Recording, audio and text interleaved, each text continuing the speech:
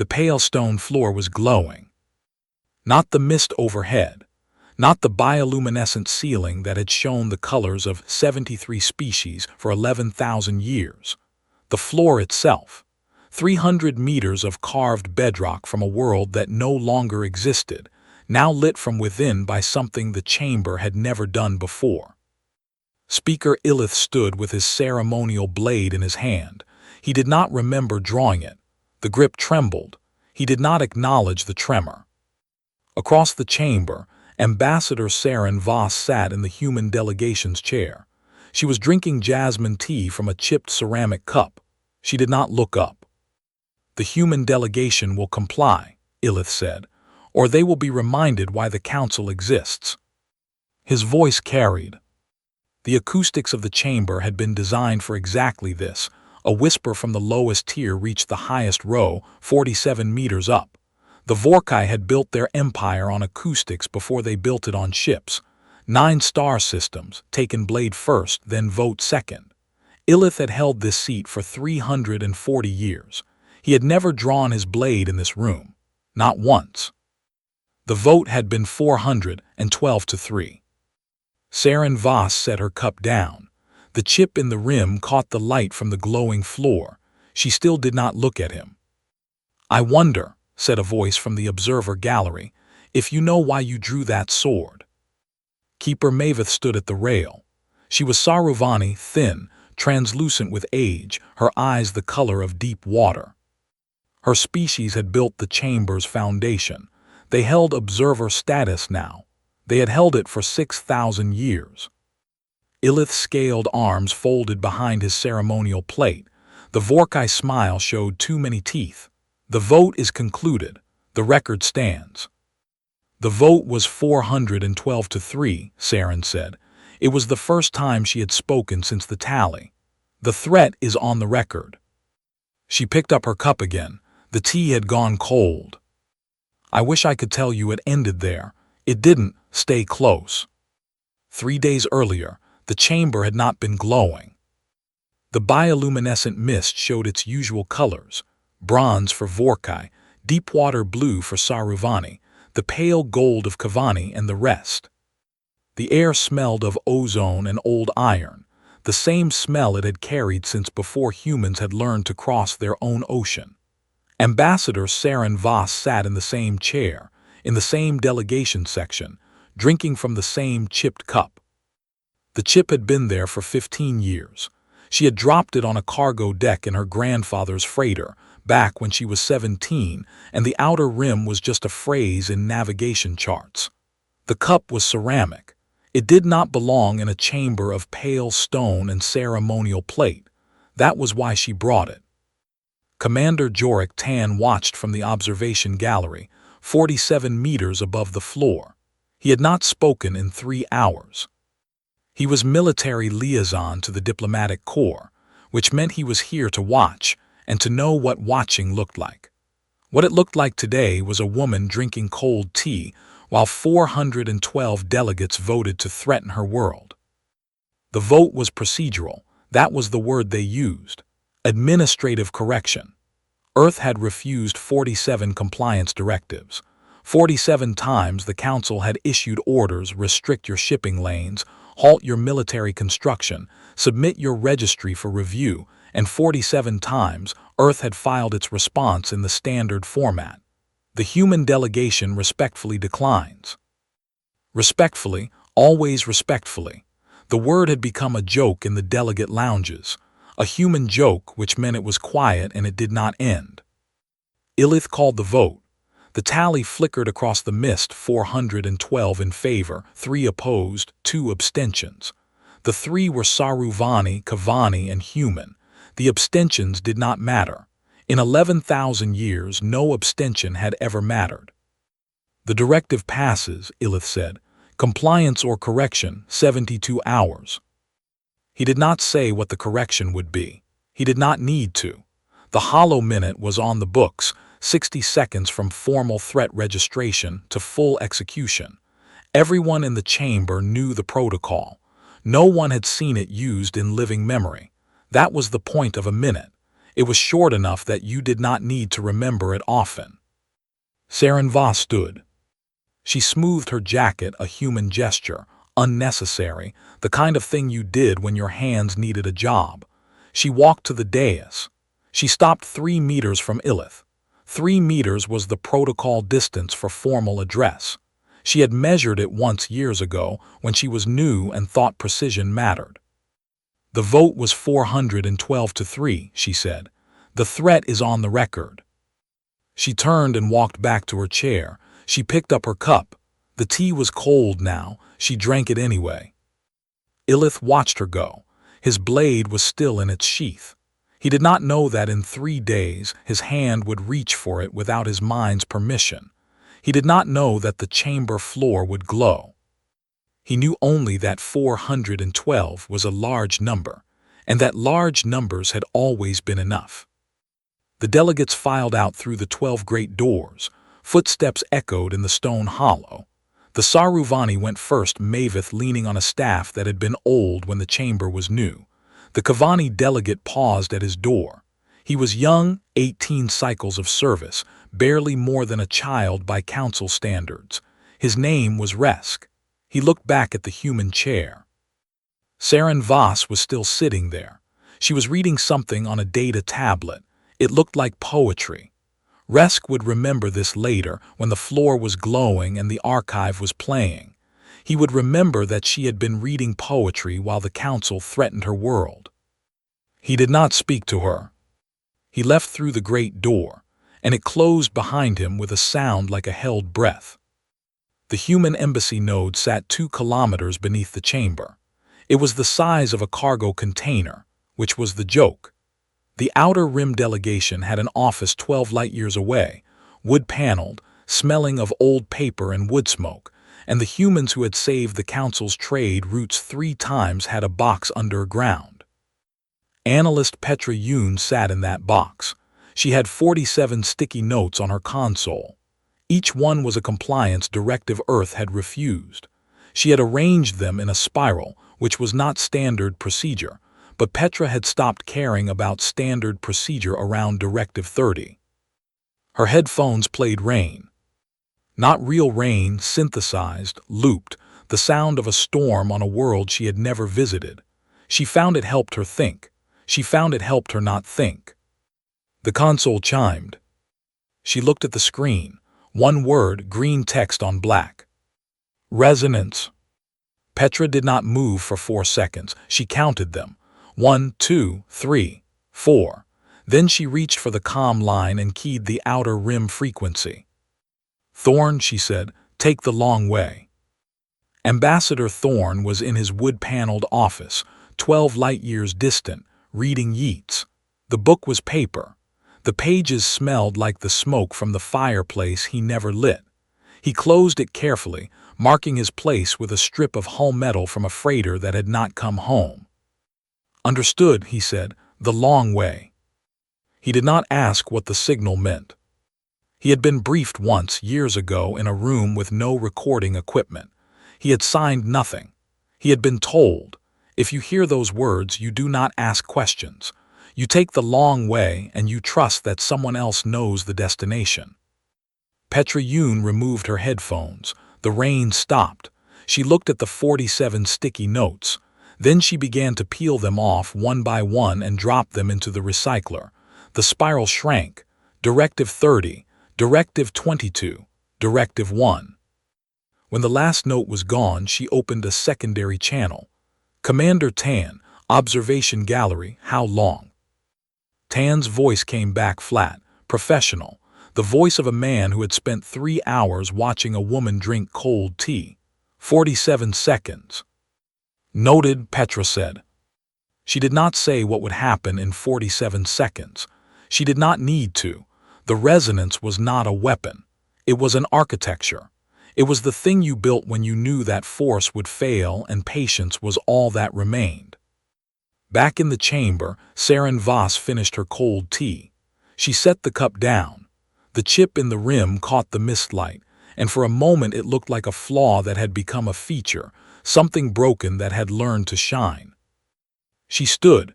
She walked to the center of the floor, where the pale stone showed the faintest pattern, lines carved so long ago that 6,000 years of delegates had walked over them without noticing. The Saruvani had built this chamber. They had built it to last. They had built it to listen. Sarah knelt. She placed her palm flat against the stone. It was warm. It had always been warm, which was wrong. Stone should be cold, especially stone this deep, this old. She had noticed this on her first day, 23 years ago. She had filed it under interesting, not urgent. She had filed a lot of things under interesting, not urgent. The stone pulsed once against her palm, a heartbeat or a response. She stood. She walked back to her chair. She picked up her data tablet. The poetry was still there, a human poet, dead 4 centuries, writing about patience and stone and the long revenge of things that outlast their makers. She read the last line aloud quietly to no one. The center cannot hold. Then she smiled. It was not a happy smile. It was the smile of someone who had just realized the poet was wrong. Illith stood in his private chamber adjacent to the great hall. The walls were scaled bronze matching his skin. A mirror showed him his own face, broad, heavy, the face of a species that had conquered before it learned to negotiate. He had not negotiated in 340 years. He had voted. He had tallied. He had watched civilizations comply or be corrected. He looked at his hands. They were steady now. The tremor was gone if it had ever been there. His ceremonial blade hung on the wall. The sheath was ceremonial too, carved from the shell of a beast from the second conquered world, polished until it shone like oil. He did not touch it. There was no reason to touch it. The vote had been 412-3. The matter was concluded. A chime. His aide, a young Vorkai, barely 50 years in service, entered with a data slate. Speaker, the human registry, they have filed their response. Standard format. Yes, Speaker, respectfully declines. Illith did not laugh. The Vorkai did not laugh at compliance. They laughed at resistance, and Earth had not resisted. They had declined. They had sat in their chair. They had drunk their tea. File it, Illith said. 72 hours, then the hollow minute executes. The aide paused. Speaker, the human ambassador, she touched the floor. Illith turned. What? After the vote, she walked to the center. She knelt. She placed her hand on the stone. The aide's scales rippled, a Vorkai sign of discomfort. The stone pulsed. I saw it on the security feed, a light, brief, then nothing. Illith looked at his blade, then he looked away. Stone does not pulse. Check the feed again. It was a reflection. Yes, Speaker. The aide left. Illith stood alone in his chamber of bronze and oil light. He thought about the woman in the human chair. He thought about her cup, her cold tea, her stillness. He thought about the number 412 and how large it had always been, and how numbers were the only thing that lasted longer than blades. He did not think about the stone. Stone was stone. It did not pulse. It did not listen. He was wrong about that. He would learn how wrong in 41 hours. In the Outer Rim office, 12 light-years away, Ambassador Thorne stood by his fireplace. He did not light it. The wood smoke smell came from the walls themselves, old timber, cured in the smoke of a world where fire was sacred and paper was rare. He held his comm unit. The long way was not a route, it was a protocol. It meant, do not use standard channels. Do not file standard reports. Do not exist in the standard record. He keyed a frequency that was not in any registry. Commander, status. Tan's voice, distant and thin. 41 hours to hollow minute. The ambassador is in her chair. The cup is in her hand. The stone is warm. Warm. She noticed it 23 years ago. She filed it under interesting.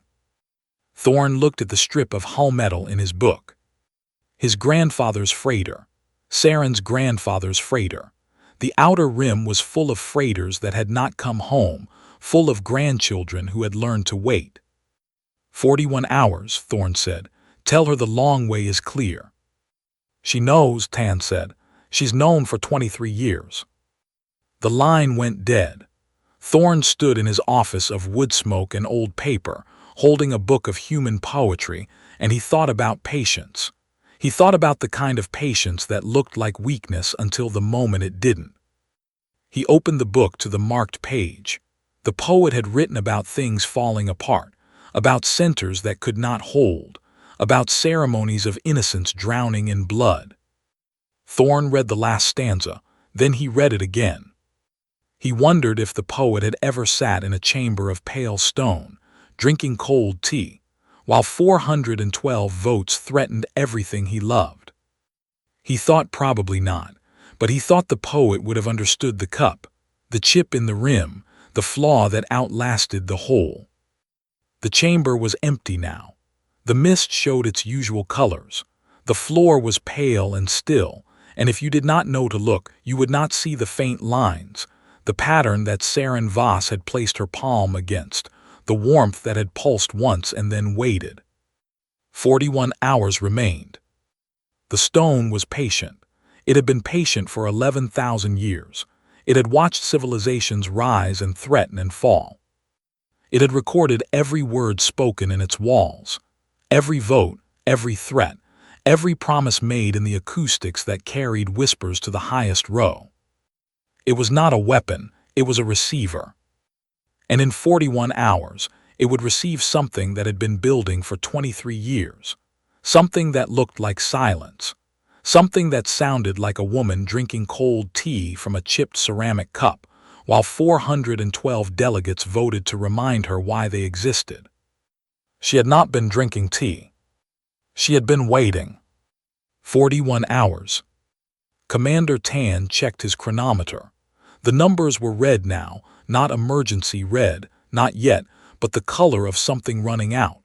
He had been in the observation gallery for 6 hours straight.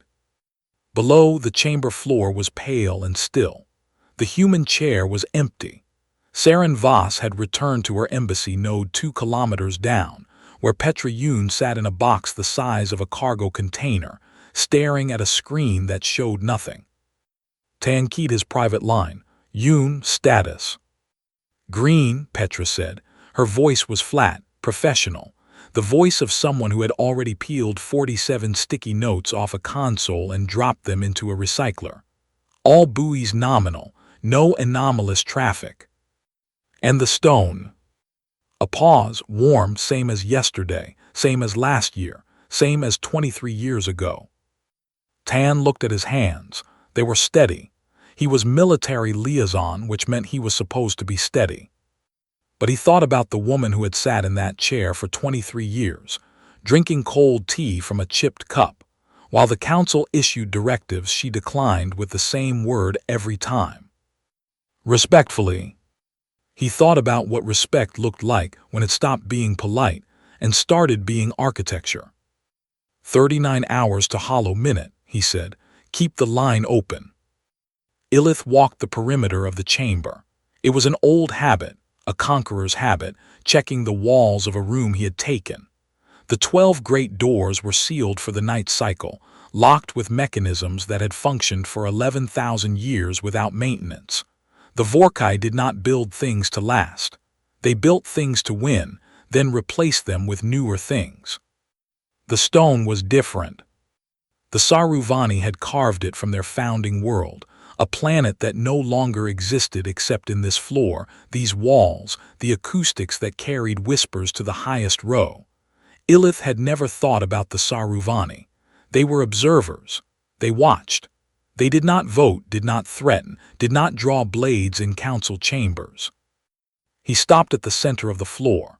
The pattern was faint, lines worn by 6,000 years of footsteps, delegates from 73 species walking over something they had never been taught to see. Illith was not a stupid man.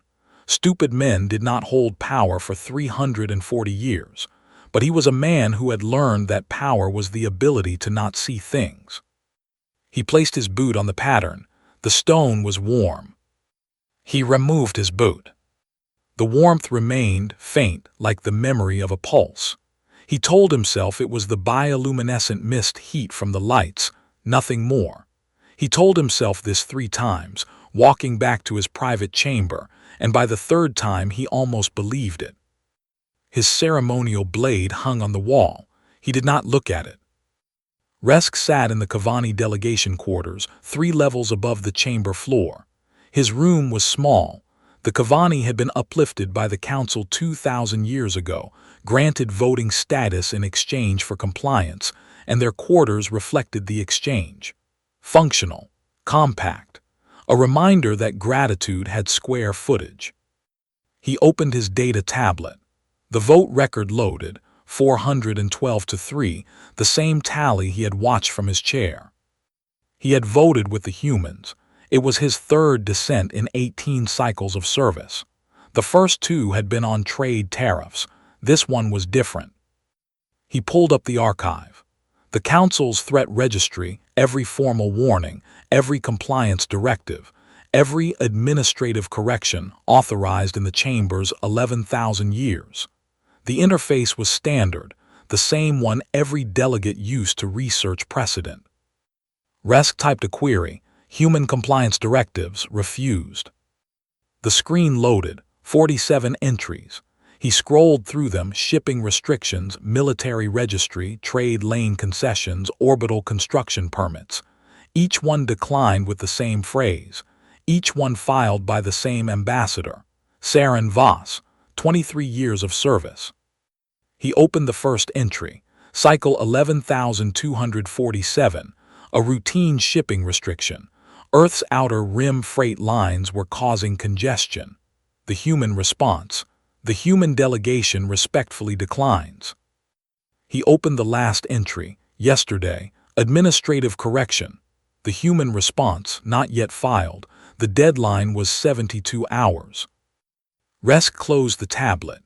He thought about the woman in the human chair, reading poetry while 412 votes hung over her world. He thought about the Saruvani, old, thin, watching from the observer gallery with eyes the color of deep water. He thought about the warmth of the stone, which he had noticed once years ago, and filed under interesting, not urgent. His door chimed. A message: priority encrypted, source unknown. He opened it. One line of text: the chamber was built to listen. You were built to hear. Resk stared at the screen for a long time. Then he deleted the message, wiped his cache, and sat in the dark of his small room, thinking about gratitude and what it cost. 31 hours. Petra Yoon had not slept. The embassy node hummed around her, ventilation power, the faint vibration of a city built on top of a chamber built on top of a world that no longer existed. She had 12 screens active. 11 showed standard diplomatic traffic, shipping manifests, cultural exchanges, the endless paperwork of a civilization that had learned to hide its preparation in plain sight. The 12th screen showed a map, 12,000 dots. Sensor buoys distributed across the spiral arm, each one registering standard traffic, standard radiation, standard everything. Except one.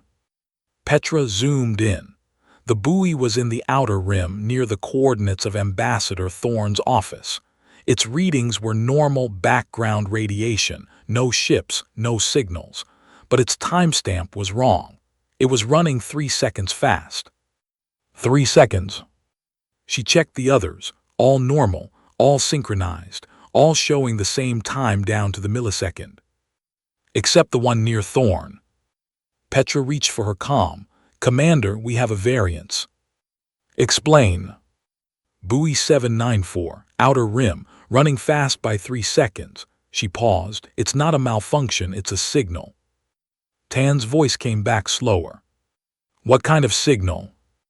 The kind that doesn't exist in the standard registry. Petra pulled up the buoy's history. It had been deployed 11 years ago, part of a routine navigation grid upgrade. Standard specs, standard placement, standard everything. Except the serial number. Petra looked closer.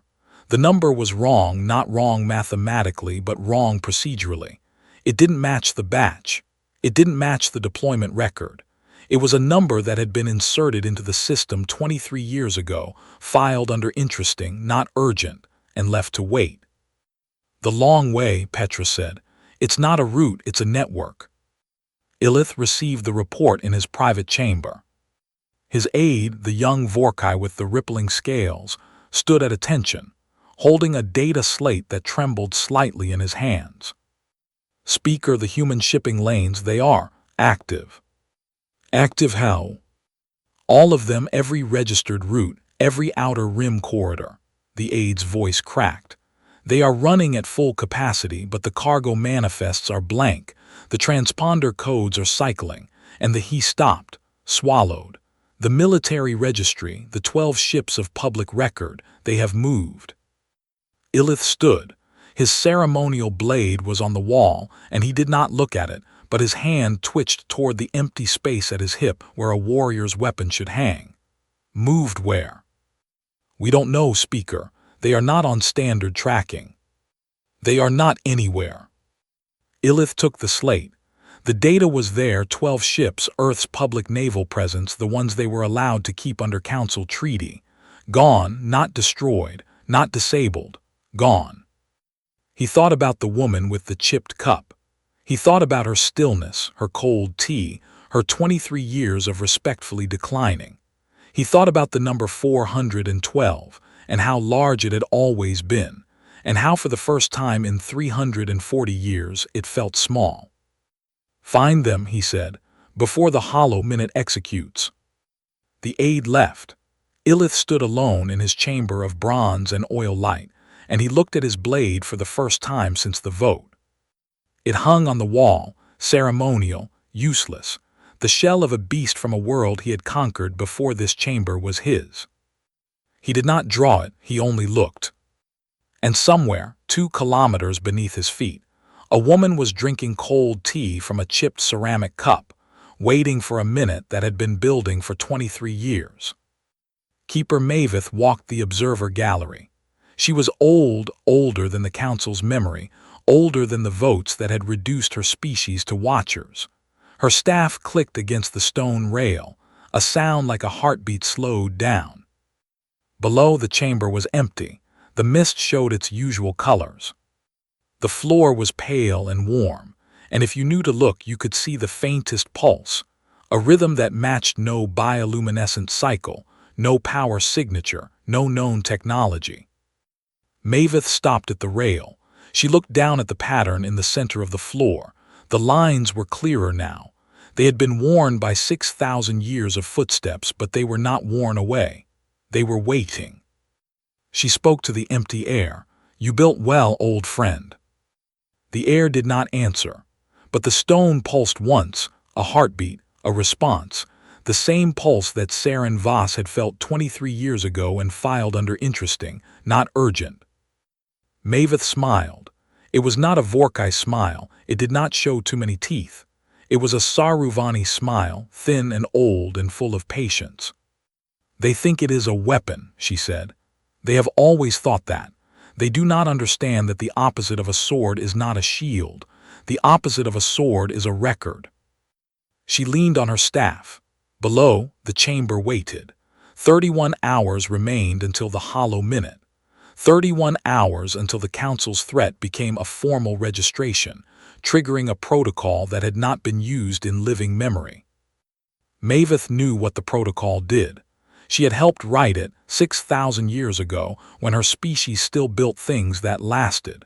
She had written the code that made the chamber listen. She had carved the pattern that made the stone warm. She had not told the Vorkai.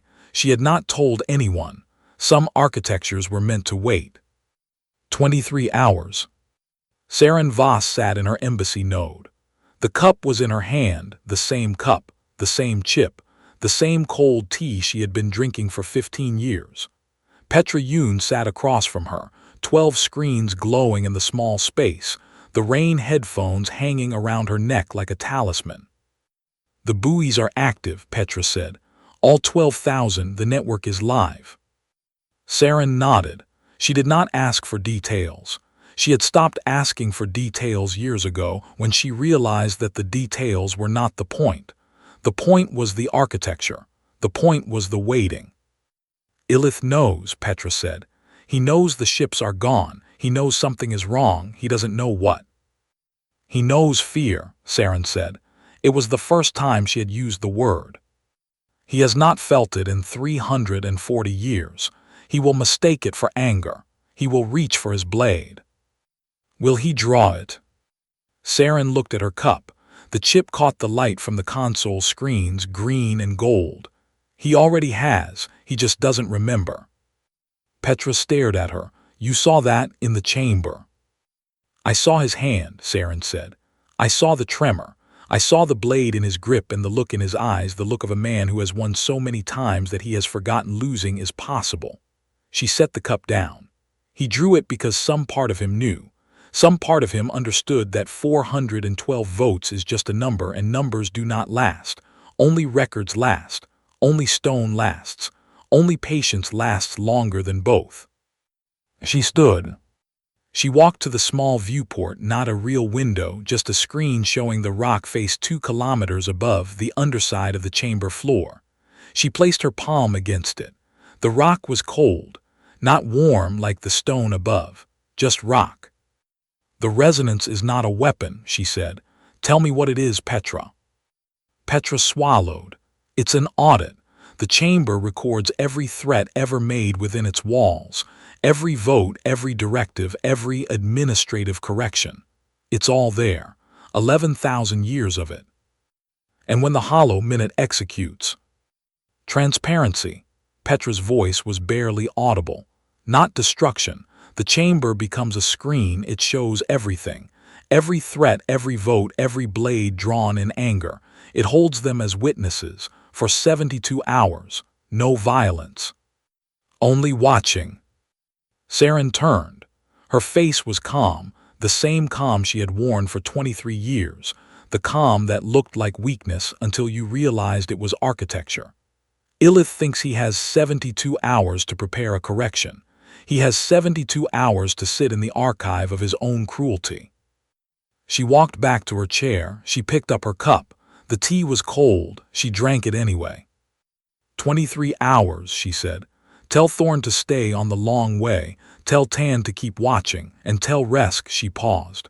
Tell Resk that the chamber was built to listen. He will understand. Petra nodded. She did not ask how Saren knew about Resk, or the message he had received, or the dark hours he had spent in his small room thinking about gratitude. She had learned not to ask. She had learned that Saren Voss knew things not because she was told them, but because she had spent 23 years learning to hear silence. 12 hours. Illith could not sleep. He sat in his chamber, the bronze walls reflecting his face, broad, heavy, the face of a species that had conquered before it learned to wait. The data slate was on his desk. The 12 ships were still gone. The shipping lanes were still active with blank manifests. The human embassy node was still quiet, 2 kilometers down, drinking cold tea in a box the size of a cargo container. He stood, he walked to the wall. His ceremonial blade hung there, shell sheath gleaming in the oil light. He reached for it. His hand stopped, he did not know why. Some part of him, the part that had conquered 9 star systems, the part that had voted 412 times without dissent, that part knew. It knew that drawing the blade would not help. It knew that the blade was ceremonial, that ceremony was a story you told about power, and that stories ended when the listener stopped believing. Illith let his hand fall. He turned away from the blade. He walked to his window, a real window, looking out at the city built on the chamber, the spires of Vorkai architecture, the monuments to conquest and vote, and the long reign of numbers that felt like destiny. He thought about the woman with the chipped cup. He thought about her palm on the warm stone. He thought about the pulse he had dismissed as reflection, the tremor he had dismissed as age, the fear he had dismissed as anger. 12 hours. The hollow minute would execute at 14:23:17. The threat would register. The correction would begin. Unless something stopped it. Illith looked at his hands. They were steady now. They had always been steady, except for that one moment in the chamber when his fingers had closed around the grip of a blade he did not remember drawing. He made a decision. He keyed his private comm. Maveth, observer gallery now. Maveth came.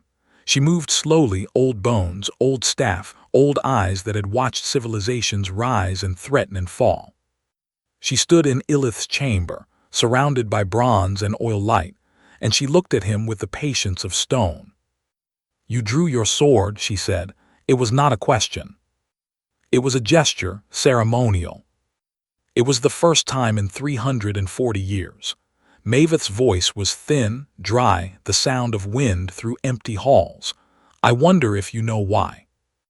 Illith's scales rippled discomfort, the same ripple his aide had shown, the same ripple every Vorkai felt when confronted with something their conquest had not prepared them for. The vote was 412-3. The matter is concluded.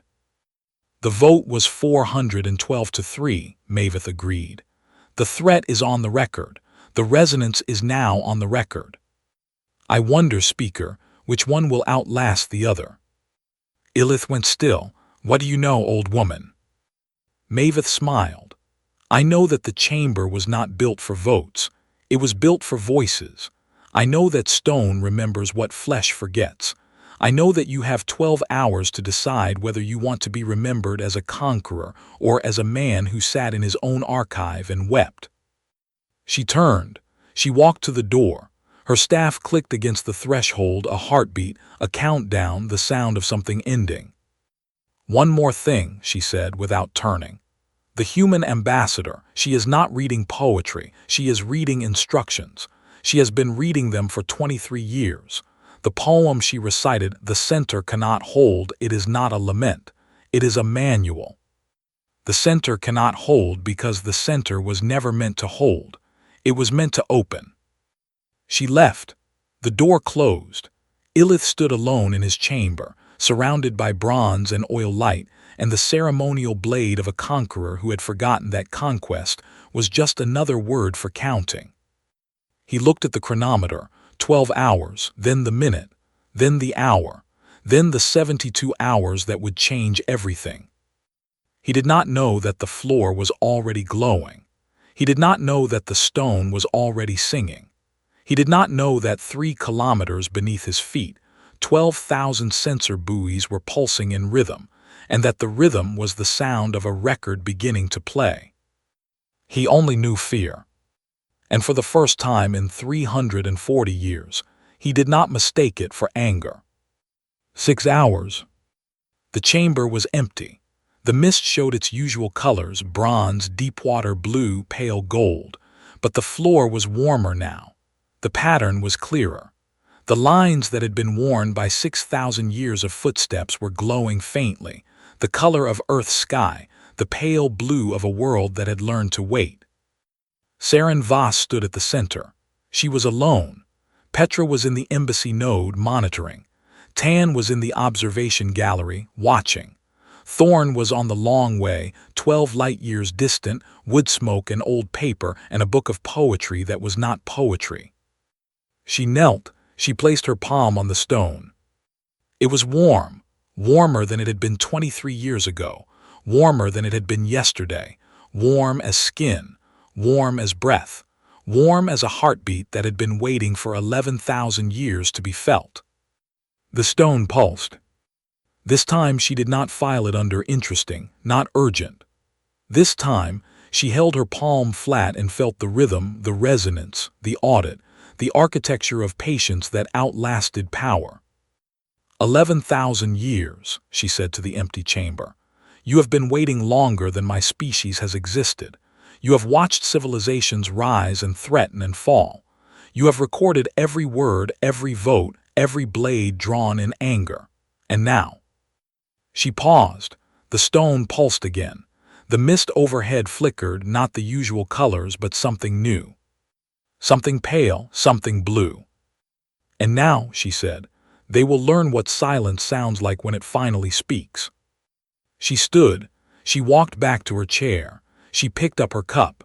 The tea was cold. The chip caught the blue light from the mist, and for a moment the flaw looked like a star, something broken that had learned to shine in the dark. She waited. 6 hours. The hollow minute was coming, and when it came, the chamber would not be a chamber anymore. It would be a screen. It would be a witness. It would be the thing that outlasted every conqueror who had ever stood on its warm stone and thought that power was the ability to make others disappear. Saren Voss drank her cold tea. She did not look up. She did not need to.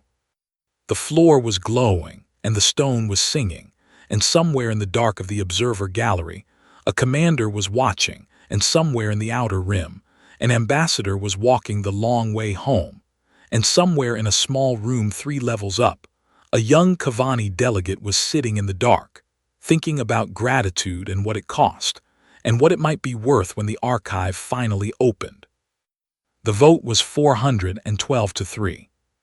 The threat was on the record, and the record was about to speak. The doors began to seal at 14:22:47.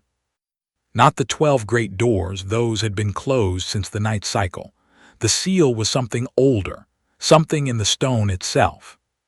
Resk was halfway through the 4th door when he felt the vibration, a hum that started in his boots and climbed to his teeth, the frequency of a bell that had not been rung in 6,000 years. He stopped. The door was still open, a gap of 30 centimeters, enough for a thin Kavani delegate to slip through. Behind him, the corridor was empty. The other delegates were in their quarters, preparing for the hollow minute, believing the protocol was a formality, believing that 412 votes meant what it had always meant. Resk looked back at the chamber. The floor was glowing, not the mist, the stone, pale blue, the color of Earth's sky, rising through the carved bedrock like breath through ice. He slipped through the gap. The door closed behind him with a sound like a held breath. Saren Voss heard the seal. She did not look up from her cup.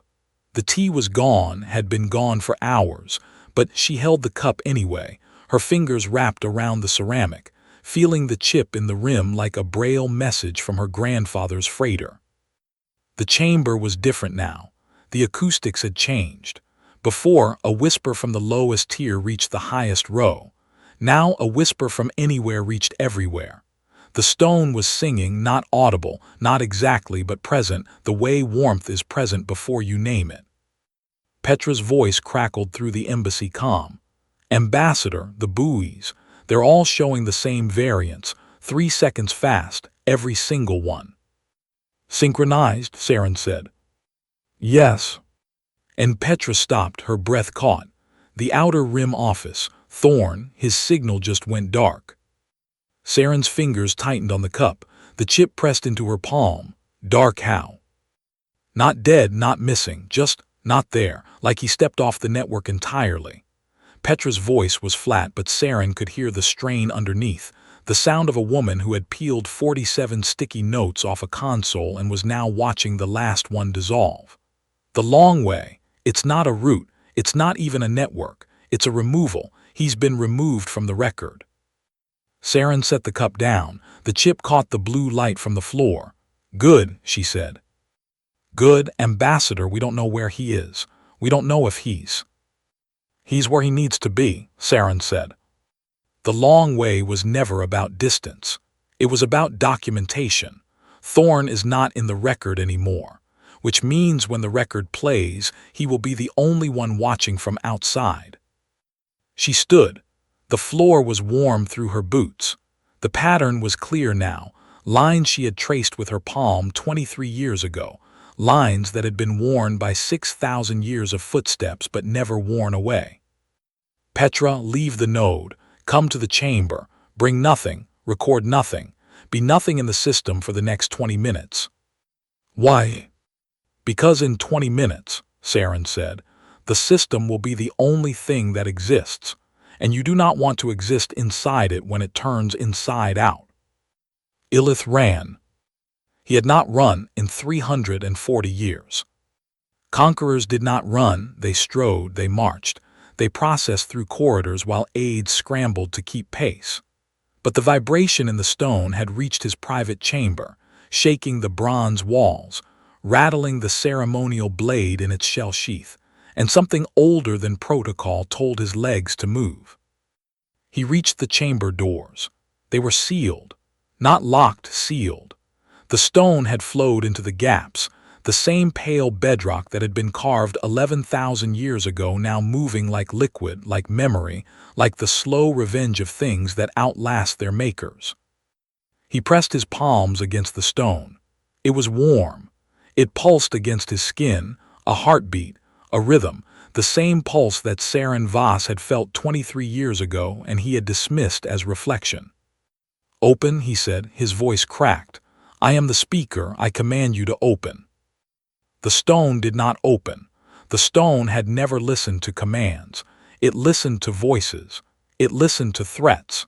It had been listening for 11,000 years, and now it was ready to speak. Illith turned. His aide stood behind him, young scales rippling, eyes wide with the particular fear of a species that had never learned to lose. "Speaker," the other delegates. "They are gathering in the upper corridors. They demand to know what is happening. The Kavani Resk he is missing. The Saruvani Maveth she is in the gallery. She is not moving. She is only watching." Illith's hand twitched toward his hip.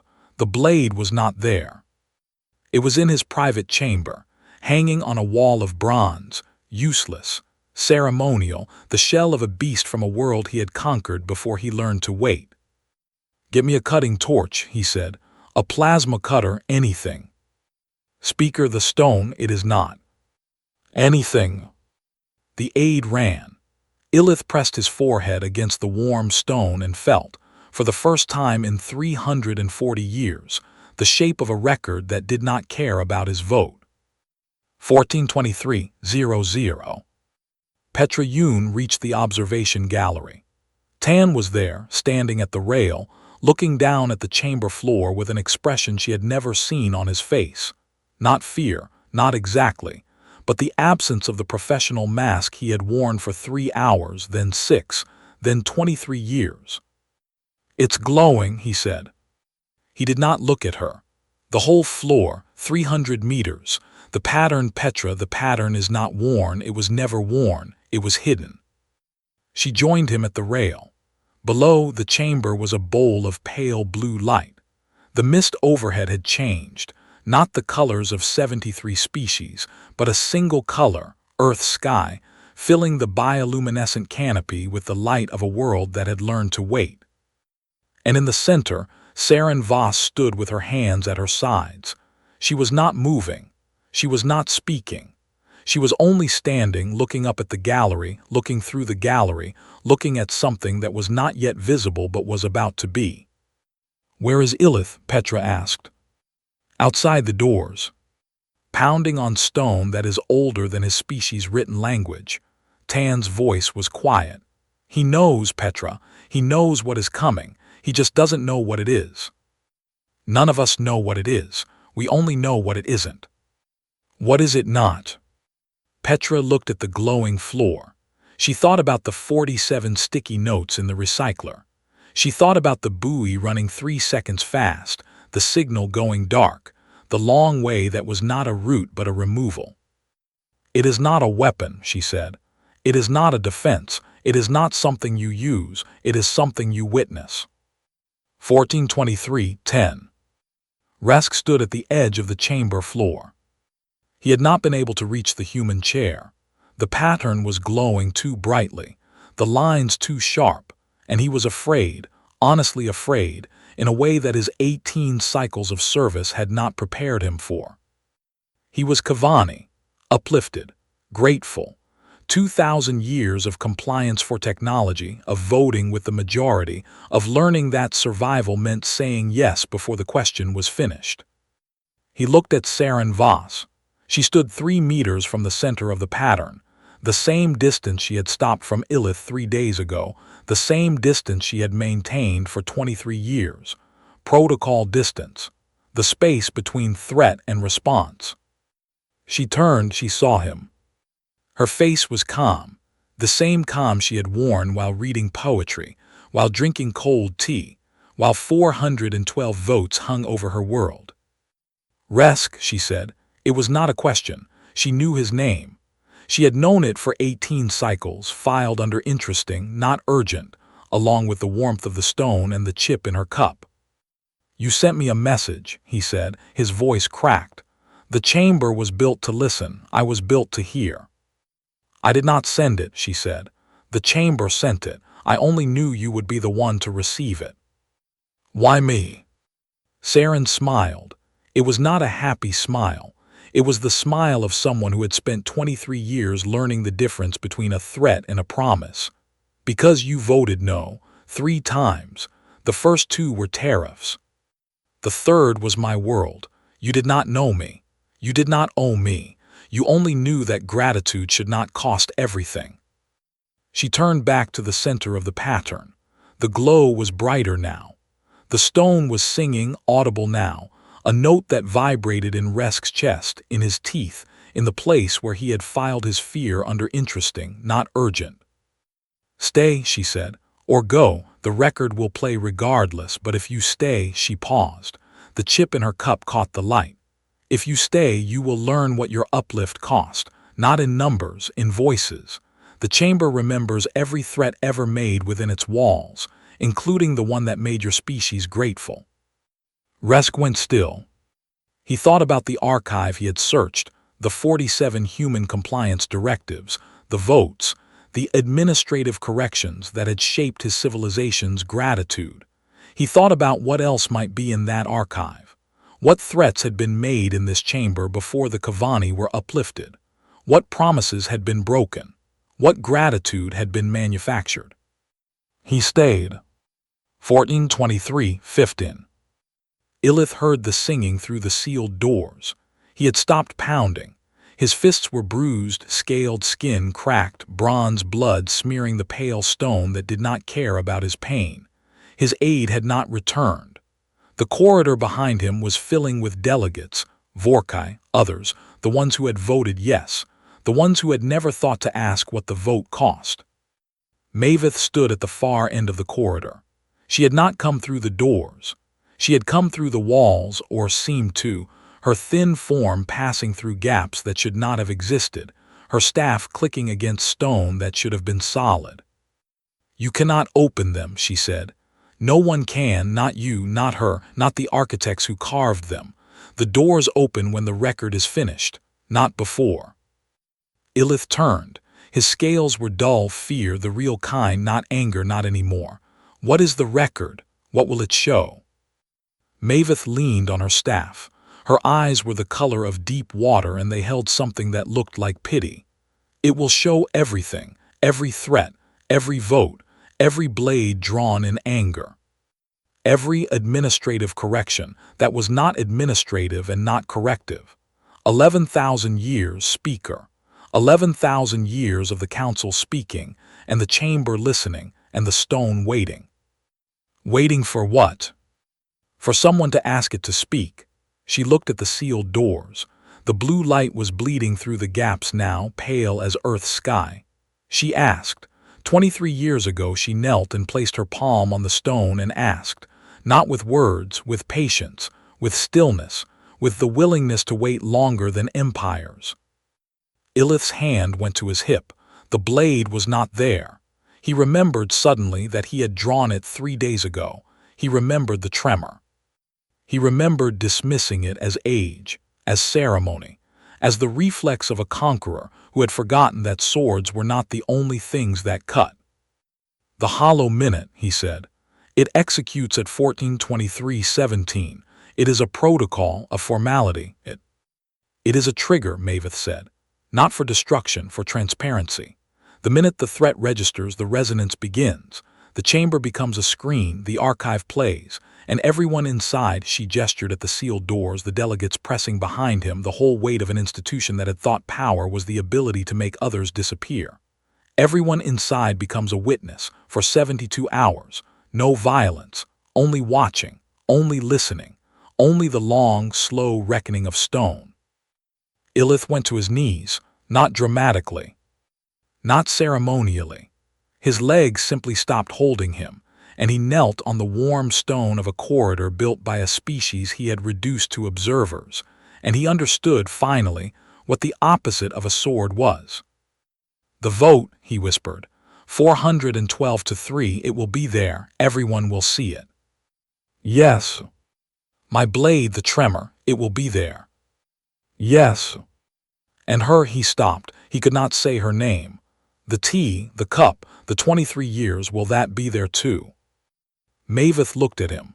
For a long moment she did not speak. Then she said, "The chamber does not judge, speaker. It only records, but records are a kind of judgment, the kind that outlasts the hand that made them." 14:23:17. The stone sang. Not a note, a chord, a harmony of 11,000 years of voices, every threat, every promise, every blade drawn in anger, every vote cast in fear. The chamber was a screen now, 300 meters of pale stone glowing with the archive of its own existence. Saren Voss stood at the center. The pattern beneath her feet was not a pattern anymore. It was a timeline, dates, voices, images, the whole history of the Council's power laid bare in light that was not light but memory made visible. Resk stood at the edge, his young face illuminated by the glow of his species' uplift. The threat dressed as generosity, the compliance demanded as technology, the gratitude manufactured in a chamber that had recorded every word. Tan and Petra stood in the gallery, looking down at a floor that was no longer stone but story, every administrative correction, every hollow minute, every vote that had felt like power because no one had ever counted the cost. And outside the sealed doors, Illith knelt on the warm corridor stone, his bruised fists pressed against his thighs, his ceremonial blade 3 rooms away and 340 years too late, while Maveth stood above him with the patience of a species that had learned to wait longer than conquerors. The hollow minute had executed. The resonance had begun. And the vote 412 to 3 was still on the record. But the record was not finished. The chamber showed the first threat, a Vorkai voice, ancient, demanding surrender from a species that no longer existed. Then the second, then the 10th, then the 100th. The timeline scrolled, and the delegates trapped inside, those who had slipped through the ceiling doors, those who had been caught in the chamber when the stone began to sing, they watched. They watched the history of their own power. They watched the cost of their votes. They watched 11,000 years of threats made in a room built to listen, and they understood, finally, what silence sounded like when it finally spoke. Saren Voss did not watch the screen. She looked at her cup. The chip in the rim caught the blue light, and it shone, not a flaw anymore but a star, a point of reference in a sky of memory. She thought about her grandfather's freighter. She thought about the outer rim, where Ambassador Thorn walked the long way through a network that did not exist, carrying a book of poetry that was not poetry, being nowhere in the record so that he could be everywhere in the witness. She thought about the number 412, and how large it had seemed 3 days ago, and how small it seemed now. Just a number, just a vote, just a moment of institutional pride that had forgotten what institutions were for. The stone pulsed, the archive scrolled, the 72 hours had begun. And somewhere in the glow of 300 meters of memory, a young Kavani delegate named Resk was watching his species uplift for the first time. Not the story he had been told, but the threat that had preceded it, the deal that had been forced, the gratitude that had been manufactured in a chamber that remembered everything. He wept, not loudly. The acoustics carried it anyway. Saren Voss heard him. She did not move to comfort him. Comfort was not what the record offered. The record offered only truth, the long, slow, patient truth of stone that outlasted power, of cups that outlasted institutions, of silence that was not emptiness but the sound of something waiting to be asked. She raised her cup. The tea was cold. She drank it anyway. The vote was still on the record. And the record was just beginning to speak. The archive played for 31 hours before Resk moved. He had not eaten. He had not slept.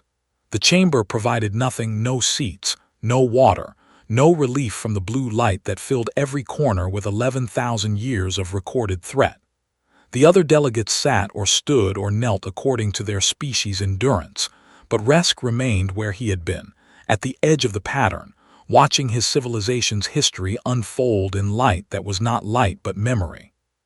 He saw the uplift vote. He had studied it in school, the council's generosity, the technology transfer, the grateful acceptance of the Kavani people. He had been proud of it. He had worn it like a medal. The archive showed the truth. The vote had not been generosity. It had been a threat, comply or be administratively corrected. The same phrase Illith had used against Earth, the same phrase used against 100 species before them. The Kavani had not been uplifted. They had been cornered. Their gratitude had been manufactured in a chamber that recorded the manufacturing. Resk stood. His legs were numb. He walked to the center of the pattern where Saren Voss still stood with her hands at her sides, her cup in her hand, her eyes on the gallery above. "You knew," he said. His voice was rough from 31 hours of silence. "You knew what the archive would show. You knew what my species was, what I was." Saren did not look at him. She looked at the screen of light that was the chamber wall, where a Vorkai voice from 3,000 years ago was demanding compliance from a world that no longer existed. "I knew the chamber was old," she said. "I knew 412 votes could feel like power if you never counted what they cost. I did not know if we would need it. I only knew that if we did, the vote would still be on the record." Resk went to his knees, not dramatically. His legs simply stopped holding him, the same way Illith's had stopped in the corridor outside. He knelt on warm stone that had watched his species' gratitude being manufactured, and he understood, finally, what the long way cost. "What do I do?" he asked.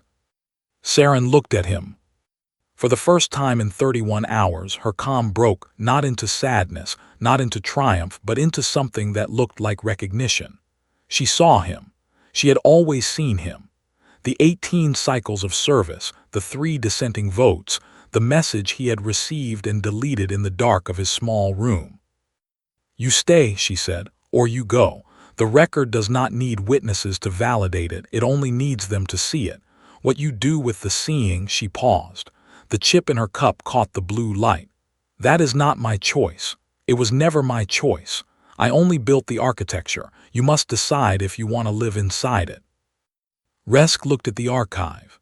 The timeline scrolled threat after threat, vote after vote, the whole history of a council that had mistaken power for permanence.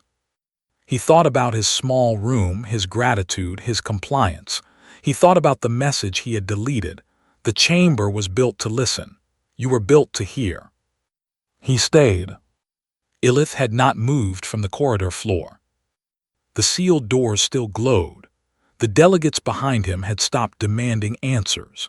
They sat against the bronze walls, their ceremonial plates dull in the blue light that bled through the gaps, their eyes on the stone that had outlasted every conquest they had ever voted for. Maveth stood above him. She had not moved either. Her staff was planted against the warm stone, her thin form translucent in the chamber light, her eyes the color of deep water that had seen civilizations rise and threaten and fall. 31 hours, she said. "The record plays for 72. You have 41 hours remaining, speaker. 41 hours to sit in the archive of your own authority." Illith looked up. His face was not the face of a conqueror anymore.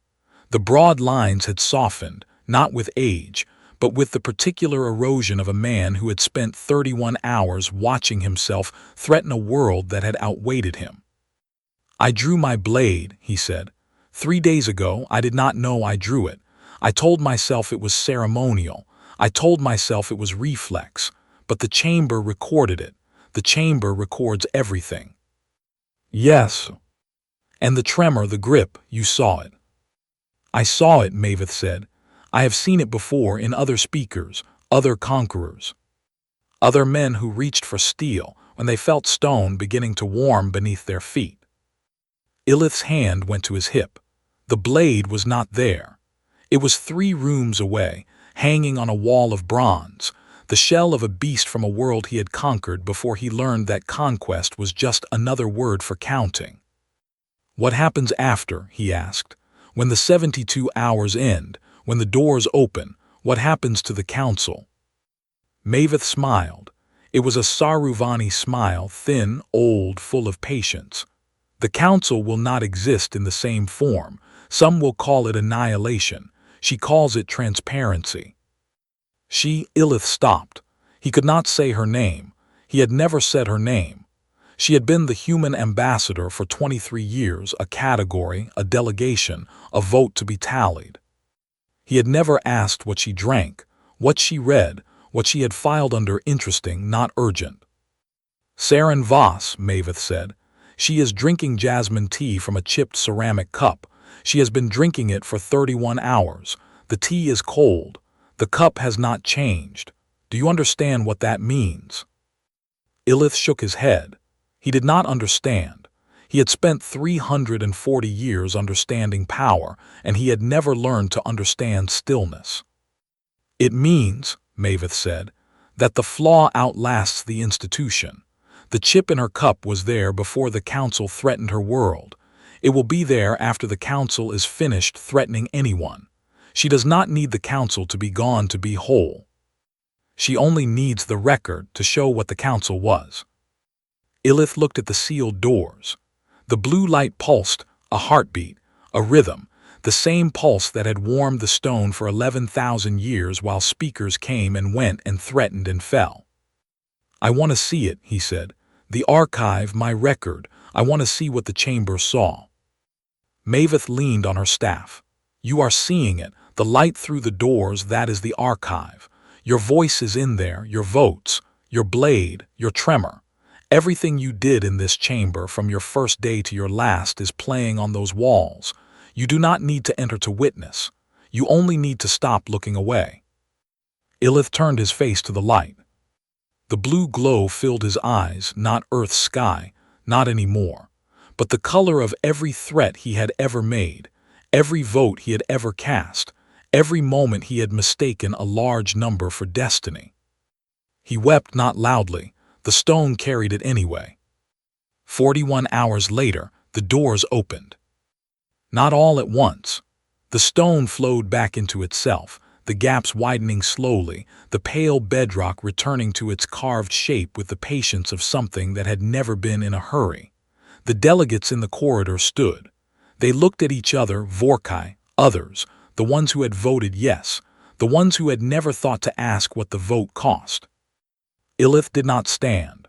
He remained on his knees, his bruised fists pressed against his thighs, his face turned toward the chamber that had finally spoken. Maveth walked through the opening. Her staff clicked against the stone, a heartbeat, a countdown, the sound of something ending and something beginning. She did not look back. Inside, the chamber was different. The mist overhead showed its usual colors again, bronze, deep-water blue, pale gold. The floor was pale and still, but the pattern was visible now, carved deep into the bedrock, lines that would never be worn away because they had never been worn, only hidden, only waiting, only patient. Saren Voss stood at the center. Her hands were at her sides. Her cup was in her hand. The tea was cold, had been cold for 72 hours, but she raised it to her lips and drank anyway. One last swallow. The final gesture of a woman who had spent 23 years learning that stillness was not emptiness. Resk stood beside her. He had not left. He had watched the full archive, not just the Kavani uplift, but everything, every threat, every vote, every blade drawn in anger across 11,000 years of institutional memory. He was different now. Not grateful, not angry. Something else, the particular weight of a witness who had learned that seeing was harder than compliance and more permanent. Tan and Petra descended from the gallery. They walked to the floor. They did not speak. There was nothing to say that the chamber had not already said. The delegates filed in through the 12 great doors. They moved slowly, uncertainly. The way people move when the ground they thought was solid has revealed itself to be something else. Something warm, something listening, something that had been waiting longer than their power had existed. They looked at the walls. The archive was not playing anymore. The stone was still, but they could see the marks, faint traces of light, like afterimages, like the memory of a voice that had spoken for 72 hours without stopping. They looked at Illith, who had not entered. He remained in the corridor, kneeling, his ceremonial blade still 3 rooms away, his 340 years of authority reduced to one tremor in a grip that the chamber had recorded and he had tried to forget. They looked at Saren Voss. She set her cup down. The chip in the rim caught the bioluminescent mist, bronze, deep-water blue, pale gold, the colors of a council that would not exist in the same form. The chip had not changed. The flaw was still there. It had been there for 15 years, since a cargo deck and a 17-year-old girl who thought the outer rim was just a phrase in navigation charts. The ring on her hand had cooled. Her grandfather's freighter, forged into metal that she wore against her skin, had warmed during the resonance, warmed with the same pulse that had warmed the stone, the same heartbeat that had waited 11,000 years to be felt. Now it was cool. Now it was just a ring again. She looked at Resk. He was young, 18 cycles, barely more than a child by council standards, but his eyes were older now. They had seen the archive. They had seen the cost. "You will rebuild it," she said. "Not the council, something else. Something that does not need threats to exist. You have the record, you have the witness. You have the 72 hours that changed everything." Resk shook his head. "I don't know how." "Neither did I," Saren said. 23 years ago, I sat in this chair for the first time. I drank from this cup. I felt the stone warm beneath my boots, and I filed it under interesting, not urgent. I did not know what I was building. I only knew that records are permanent, and that permanence is the only architecture that outlasts power. She picked up her cup. The chip shone. The flaw held the light. "Some will call it annihilation," she said. "Call it transparency. Call it whatever you need to, but the vote," she paused. The chamber was quiet. The acoustics still carried whispers to the highest row, but there were no whispers now. Only silence. Only the memory of a voice that had spoken for 11,000 years and was finally heard. The vote was still on the record. She turned. She walked toward the human delegation's chair. The same chair, the same section. The same place she had occupied for 23 years while the council threatened her world, and she declined respectfully, one directive at a time. She sat. She placed the cup on the armrest. The chip faced outward, toward the chamber, toward the delegates, toward the young Kavani who stood in the center of a pattern that had been hidden for 6,000 years, and was now carved deep into the bedrock of a world that no longer existed except in this stone. Illith entered. He walked slowly, his legs stiff from 41 hours of kneeling, his scales dull, his ceremonial plate cracked where he had pressed it against the sealed doors.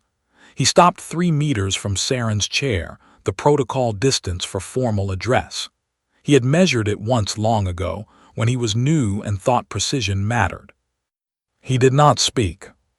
He only looked at her, at the cup, the chip, the ring, the stillness that had outlasted his blade and his vote and his 340 years of institutional pride. Saren picked up her cup. She raised it, not in toast, not in victory, but in the simple gesture of a woman who had spent 72 hours drinking cold tea while the archive played, and who was now, finally, drinking the last swallow. The tea was gone, the cup was empty, the chip caught the light. She set it down. She did not look at Illith. She did not need to. The record had spoken. The stone had waited. The flaw had outlasted the institution. And in the quiet of a chamber that was no longer a chamber but a receiver, a witness, a record that would outlast every power that ever threatened within its walls, Ambassador Saren Voss sat in her chair with her hands folded in her lap, while a young Kavani delegate named Resk stood in the center of the pattern and learned what it meant to see. An old Saruvani keeper named Mavith leaned on her staff in the gallery and smiled the thin smile of a species that had learned to wait longer than conquerors. And a commander named Tan stood at the rail and watched without speaking, and an analyst named Petra stood beside him with no sticky notes left to peel, and an ambassador named Thorn walked the long way through a network that did not exist, carrying a book of poetry and a strip of hull metal from a freighter that had not come home. The vote was still on the record. The cup was still on the armrest. The chip still caught the light. And the stone was still warm.